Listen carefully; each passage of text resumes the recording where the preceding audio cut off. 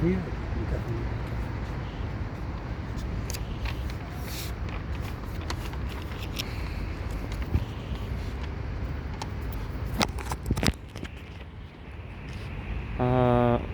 Так, зачем вы сегодня здесь?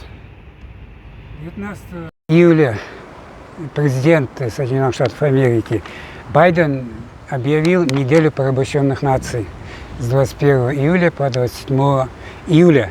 И эта неделя объявляется каждый год, уже начиная с 1959 года. В 1959 году порабощенными нациями были объявлены и поляки, и венгры, и румыны, и украинцы, и белорусы. Все те, кто находился под пятой коммунистической империи СССР. В 2024 году все эти нации уже добились независимости, они строят свои независимые государства. Теперь очередь дошла и до нас, до порабощенных народов Российской империи. Мы, порабощенные народы Российской империи, Эрзия, калмыки, буряты, черкесы, татары, башкиры,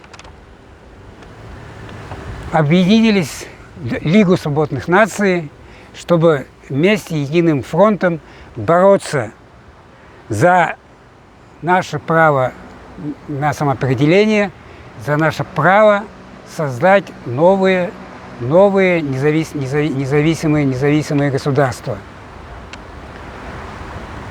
После Первой мировой войны,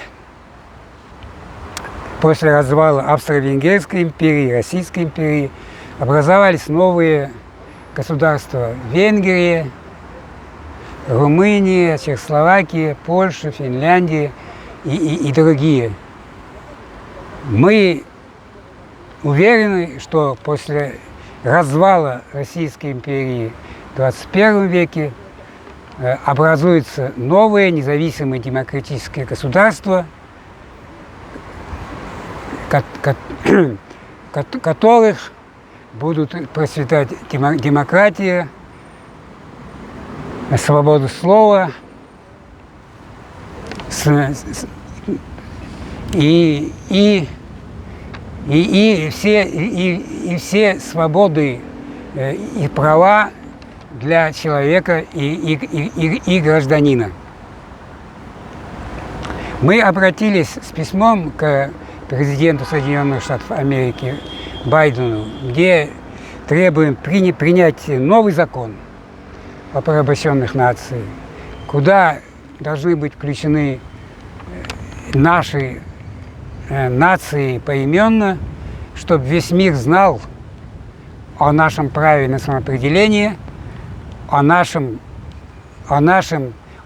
воле создать новые независимые государства. Также мы вышли на этот пикет ради того, чтобы объявить протест против разгула политических репрессий Российской империи. Особое место в этом политических преследованиях занимает Башкортостан, где более 100 человек сидят в тюрьме, где более 100 политзаключенных сидят в тюрьме и ждут своей очереди в суд. Это все люди, которые вышли защитить Фаиля Алсынова, которому дали 4 года лагерей только за то, что он выступил в защиту своей родной башкирской земли, которую незаконные золотодобытчики после себя оставляют безжизненную пустыню. Вот за это ему дали 4 года. Причем это сделали по позорному доносу главы Республики Башкортостан Радия Хабирова, который вот таким образом борется со своими политическими противниками. Также я хочу заявить о том, что Россия уже 2,5 года ведет захватническую кровавую войну против суверенной Украины. И мы считаем, что усилия мирового сообщества, усилия мировых лидеров, то есть Гутерреша, генсека ООН,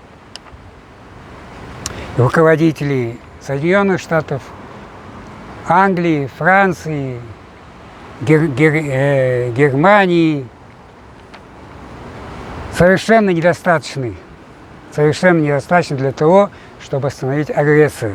Чтобы остановить агрессора, мы требуем исключить фашистскую Россию из Организации Объединенных Наций. Получается абсурд. Страна-агрессор, фашистская Россия, является членом Совета Безопасности ООН. Господин Гутерреш, проснитесь наконец. Надо исключать Россию из ООН.